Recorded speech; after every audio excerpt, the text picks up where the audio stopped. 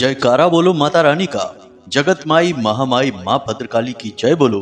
माता रानी के सांचे दरबार की जय बोलो। धनु राशि वालों, आप सभी का हृदय से अभिनंदन है धनु राशि भिंड यूट्यूब चैनल में। बंधुओं, 1 से 7 फरवरी के बीच मंदिर में जाकर दान कराना यह एक छोटी सी चीज रातों रात पैसे की बारिश कराती है, छप्पड़ फाड़ के धन दौलत देती है, हर एक दुख तकलीफ और भयंकर से भयंकर नकारात्मक ऊर्जाओं को एक चुटकी में दूर कर देती है। यह एक छोटी सी चीज, बस आपको इस एक चीज को चुपचाप बिना किसी को बताए मंदिर में जाकर दान कराना है और एक छोटी सी क्रिया इसके साथ और करनी है। फिर देखना जो चमत्कार होंगे, जो अनोखी घटनाएं जीवन में घटनी शुरू होंगी, आप खुद भी आश्चर्य में पड़ जाएंगे। इतनी खुशियां जीवन में आएगी कि आप एक पैर पर नाचने लगोगे। जी हाँ बंधुओं, ये बातें कोई मजाक नहीं है, इन बातों में सच्चाई है। जो इस सच्चाई को जान जाएगा वह तो इस फरवरी में माला माल होगा। स्थायी लक्ष्मी धन लक्ष्मी का आशीर्वाद उसे प्राप्त होगा और उसके घर में खुशियों की बरसात होगी। और जो आज इस कार्यक्रम को अनदेखा कर देगा, इसे हल्के में लेगा, वह पहले भी दुखी था, आज भी दुखी रहेगा और आने वाले समय में भी दुखी ही रहेगा, क्योंकि वह समय के अनुसार खुद को बदलना ही नहीं चाहता है। जब भी कोई उसे बदलने की कोशिश करता है तो वह उसे मजाक समझ लेता है या फिर विश्वास ही नहीं करता है।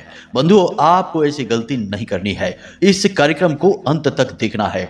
इस कार्यक्रम में हम आपको बताएंगे इस एक चीज के विषय में जिसे आपको इस फरवरी के महीने में चुपचाप मंदिर में जाकर दान कराना है और इसके बहुत ही शुभ, बेहद ही पवित्र परिणाम आपको अगले दिन से ही मिलने शुरू हो जाएंगे। हम गारंटी के साथ कहते हैं।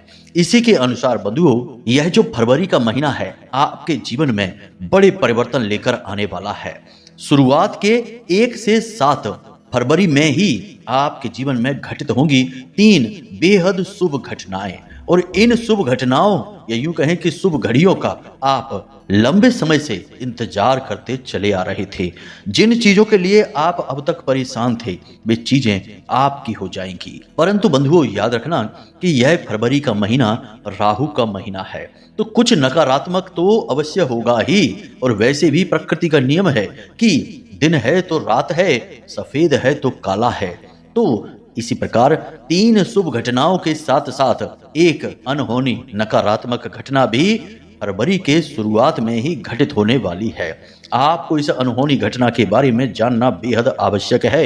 यदि आप इसे जान जाएंगे तो कुछ जरूरी सावधानियां बरतते हुए आप इस अनहोनी नकारात्मक घटना को टाल भी सकते हैं, इससे बच भी सकते हैं, वरना यह आपके जीवन को पूरी तरह से तहस नहस कर देगी। जितना दुख अब तक आपको मिला होगा उससे 1000 गुना ज्यादा दुख आपको इस एक घटना से मिलने वाला है। जी हाँ बंधुओं, कौन सी है यह घटना, हम आगे आपको सब कुछ विस्तार से बताएंगे। कहने का मतलब यह है कि आज का यह जो ज्योतिष कार्यक्रम है, यह पूरे फरवरी के महीने की रिपोर्ट है जो आपको मिलने वाली है और इस रिपोर्ट के आधार पर आप अपने फरवरी के महीने से वह सब कुछ हासिल कर सकते हैं जो अब तक आपको मिल नहीं पाया है। जी हाँ बंधुओं, बहुत ही ज्ञानवर्धक और बेहद ही सटीक ज्योतिषीय गणनाओं पर आधारित है आज का यह कार्यक्रम।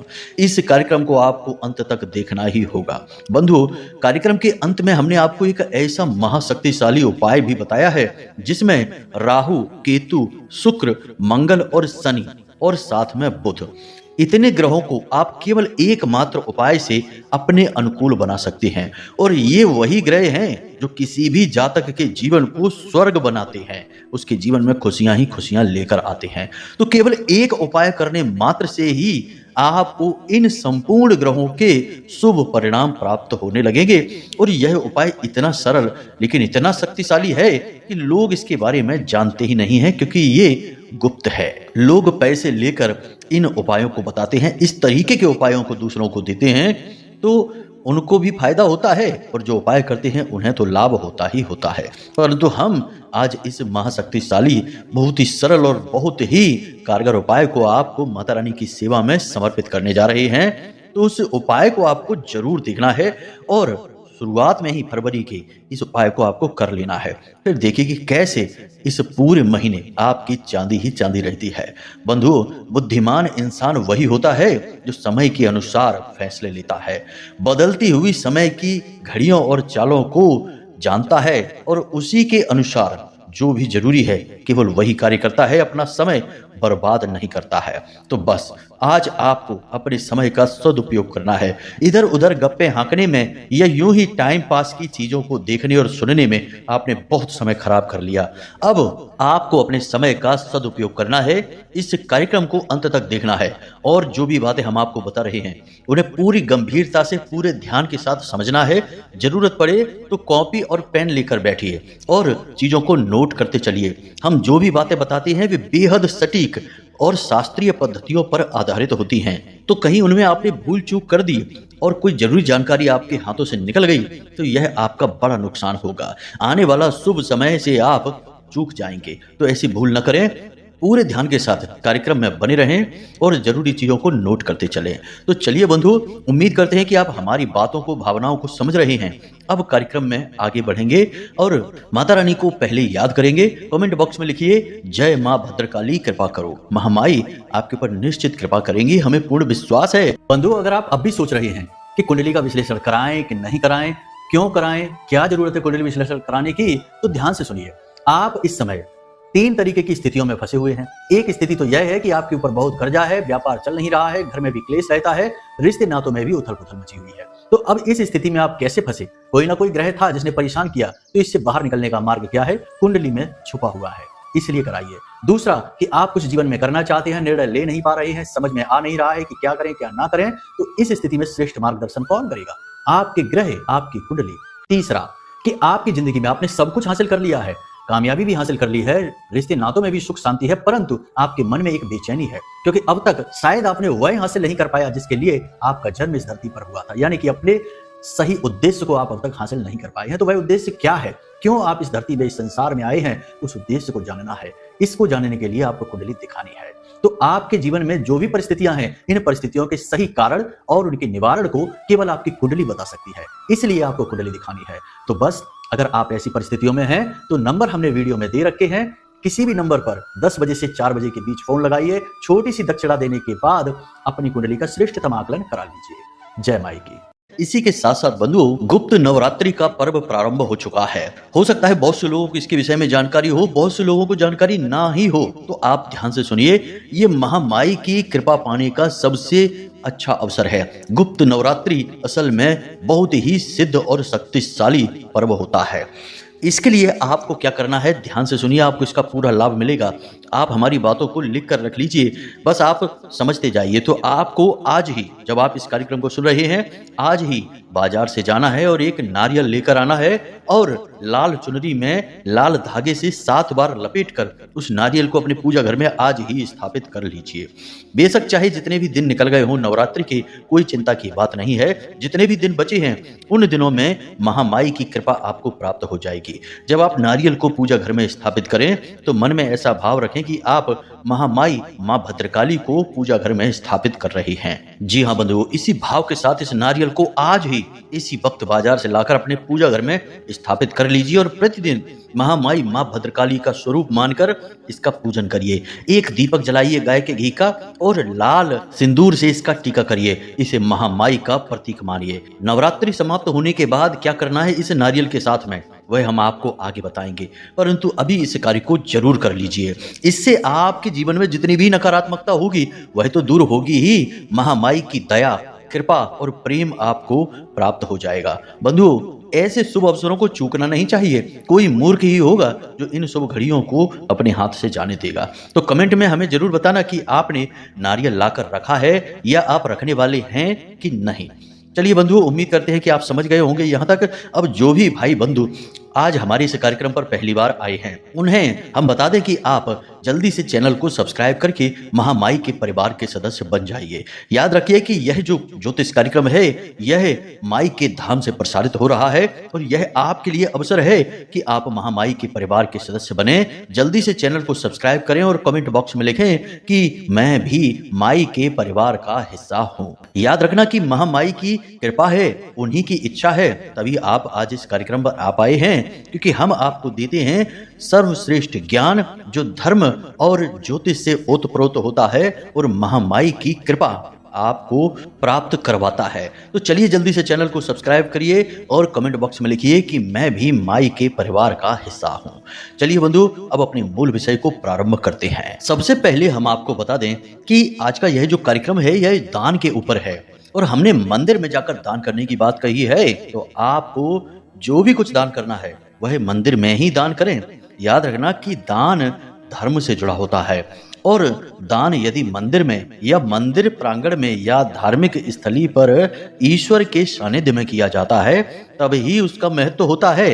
अन्य जगहों पर यदि आप कुछ दान कर देते हैं, किसी को अन्न खिला देते हैं या पैसे रुपए दान दे देते हैं, तो वह आपके पुरुषार्थ में जुड़ जाता है, आपके पुण्य कर्म में तो जुड़ जाता है, परंतु आपके प्रारब्ध को नहीं काट सकता है। आपके प्रारब्ध को यानी कि आपके पिछले जन्म के जो पाप कर्म हैं उन्हें काटने की क्षमता तो केवल और केवल धार्मिक स्थल पर किए जाने वाले दान में ही होती है। इसीलिए तो दान को धर्म से जोड़ा जाता है, दान धर्म कहा जाता है। यहां तक आपको बात समझ में आ गई? अब ध्यान से सुनिए।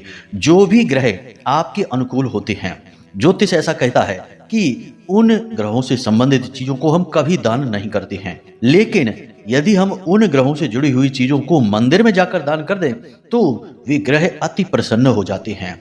यहाँ पर समझना है आपको हमारी बात। हम कह रहे हैं कि जो शुभ ग्रह हैं उनसे जुड़ी चीजों को आपको यहाँ वहां कहीं दान नहीं करनी है, यूं ही मुफ्त में किसी को नहीं देनी है, लेकिन मंदिर में जाकर दान करने से उसका ठीक उल्टा यानी कि बहुत अधिक लाभ प्राप्त होता है। तो अब इस नियम के अनुसार इस फरवरी के महीने में आपके अनुकूल बहुत सारे ग्रह हो रहे हैं।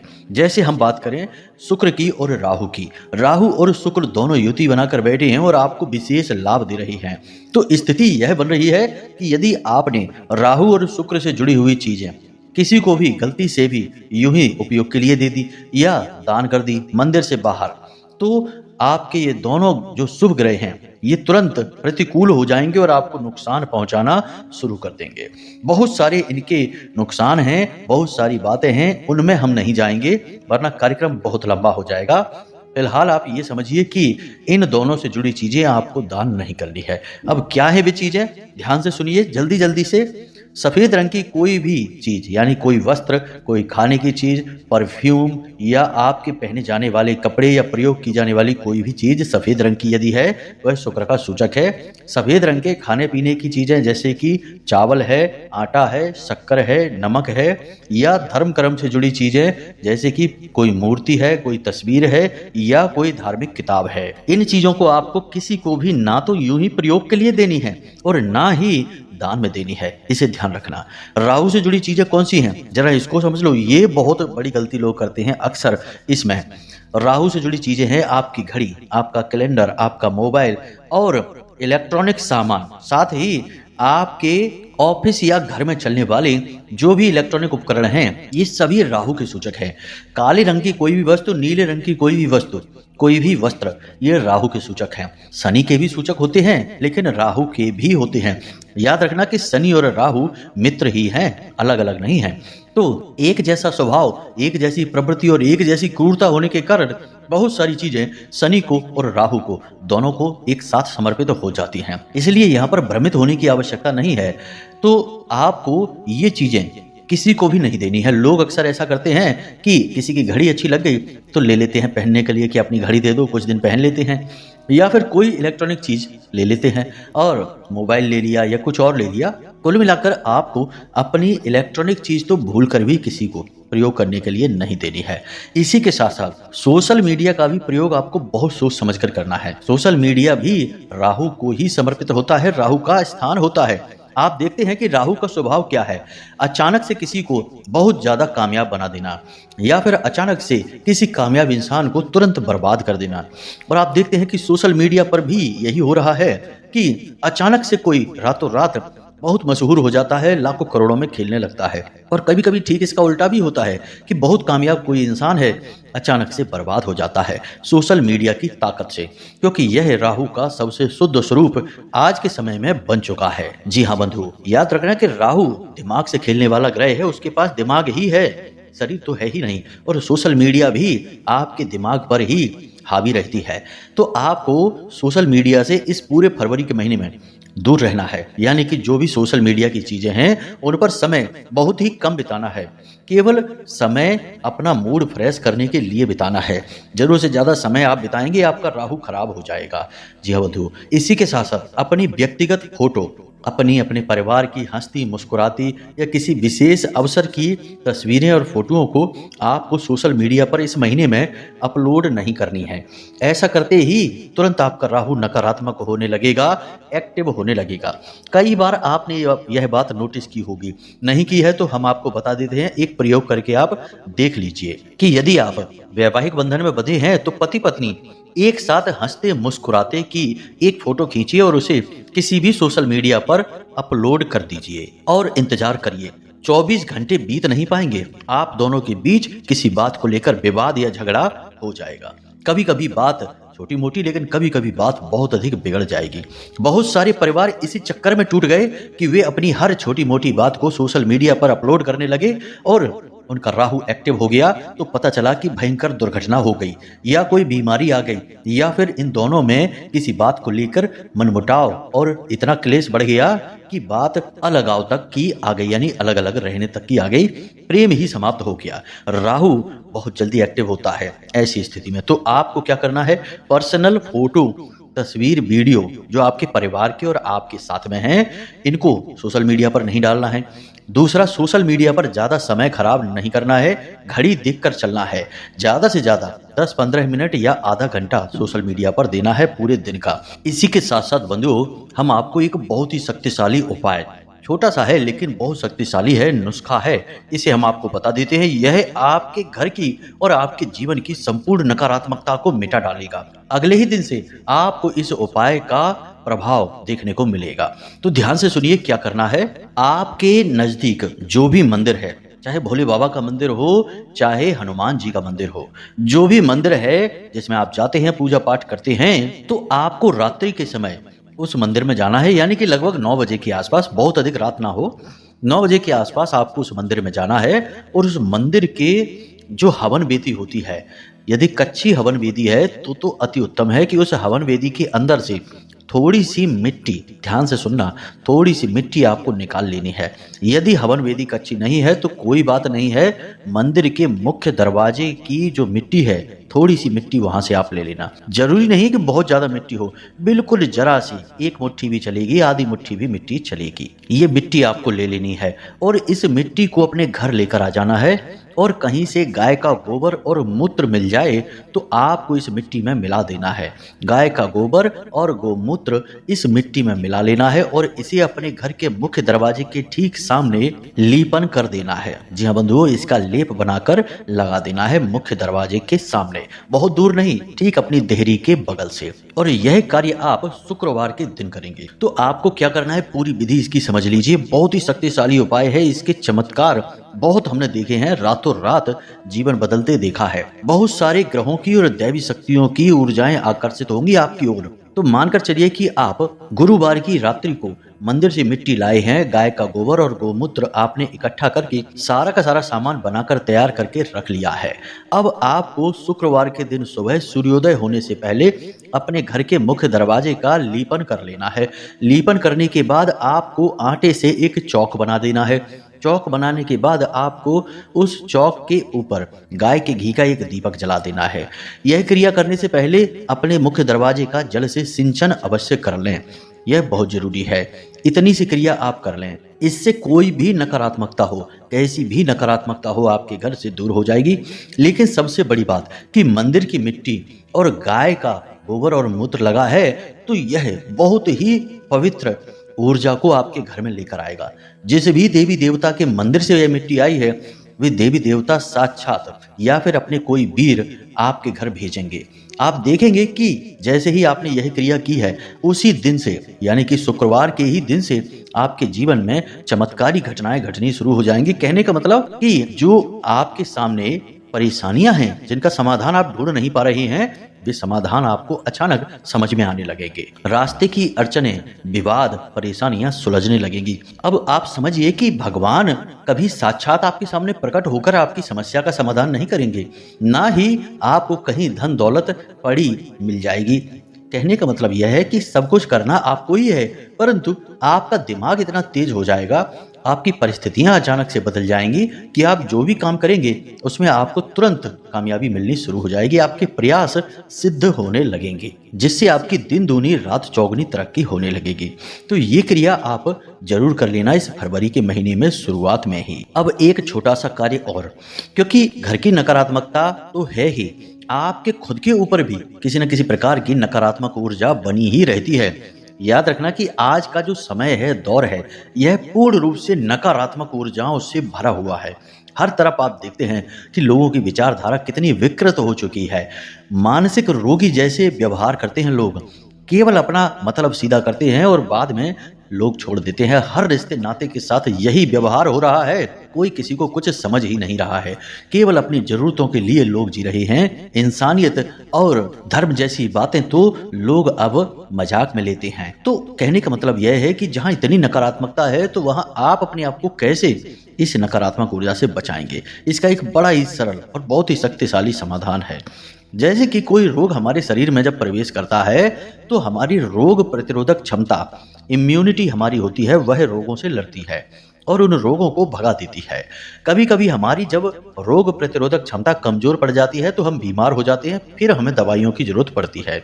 ठीक इसी प्रकार नकारात्मक ऊर्जा जब हमारी ओर आती है, तो हमारे पास खुद का प्रतिरक्षा कवच है, जिसे हम अपना ऑरा या अपना ऊर्जा शरीर कहते हैं। हमारा अपना खुद का एक ऊर्जा स्वरूप होता है, जो हमारे शरीर के आसपास होता है और हमारे शरीर को घेर कर रखता है।